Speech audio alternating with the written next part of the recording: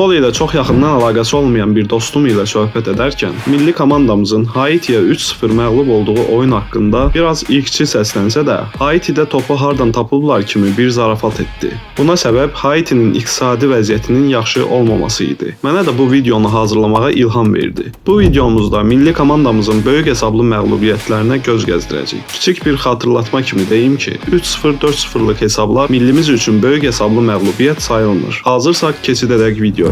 Kanala abunə olub videoları bəyənməyi unutmayın.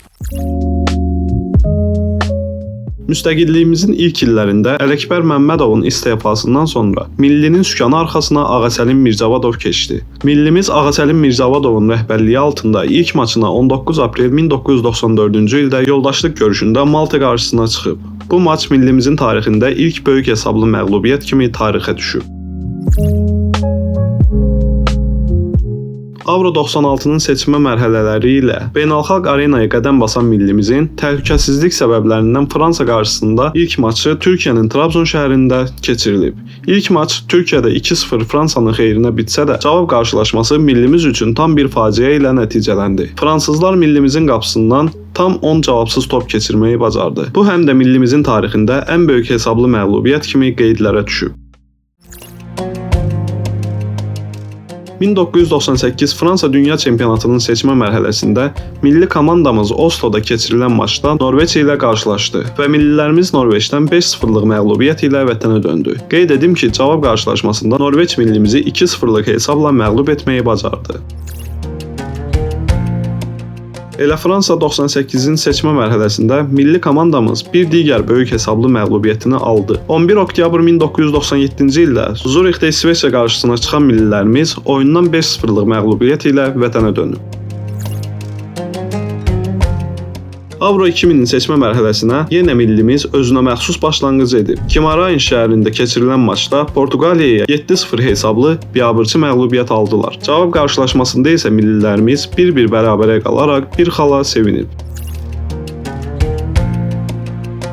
Bu səfər 2006 Dünya Çempionatının seçmə mərhələsində futbol üzrə Azərbaycan milli komandası Varşavada keçirilən oyunda Polşaya nə az nə çox 8-0 hesabı ilə məğlub olub. Bu oyun ilə bağlı illər sonra Azərbaycan Respublikasının sabiq Xarici İşlər Nazirliyi, hazırda isə Bosniya və Hersegovinadakı səfirimiz Vilayət Quliyev Facebookda milli barədə paylaşım edib. Onun paylaşımı belə idi. Azərbaycan millisindən düz 18 il bundan əvvəl 2005-ci ilin martın 26-sında Varşavada keçirilən Polşa-Azərbaycan maçından sonra əlimi üzmüşəm. Həmin oyunda 8-0 hesabı ilə məğlub oldu. VIP lojada Polşanın müdafiə naziri Şmaydonski ilə yanaşı oturmuşduq. Qapımıza ikinci qol vurulandan sonra çiynimə toxulub bu futboldur dedi. Hər dəqiqə hər şey dəyişə bilər. Dördüncü qol vurulanda isə futbol boş şeydir deyərək ürək-dirək verdi. Əsas odur ki, sevgidə və müharibədə uduzmayasan. Sonraki qollar vurulanda daha heç nə demədi. Deyəsən o da oyuna görə xəcalət çəkirdi. Komanda ilə birlikdə mən də bir neçə günlüyünə Bakıya qayıtdım. Təyyarədə futbolçuları müşahidə etmək çox maraqlı idi. Elə bil 8-0 uduzan onlar değildi.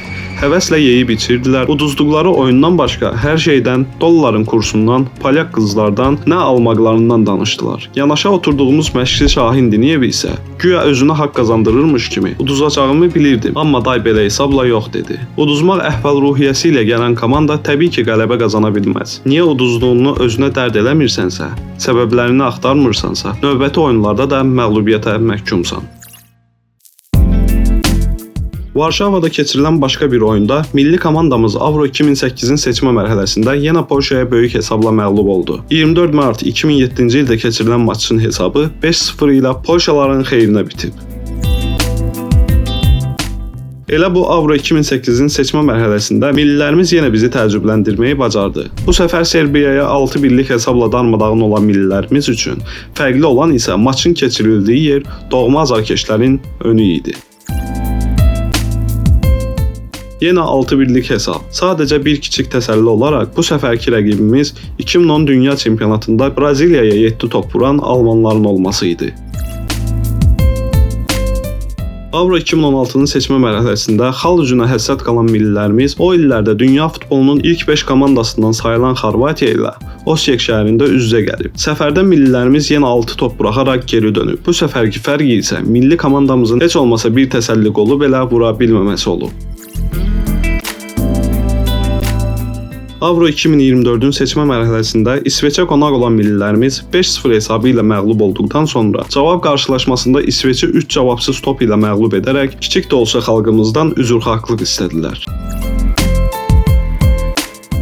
İsveç qarşısında alınan 3-0'lıq qələbənin üstünə futbolçularımız Avro 2024-ün seçmə mərhələsinin son maçında Belçikaya 5-0 məğlub olaraq kölgə çəkməyi bacardılar.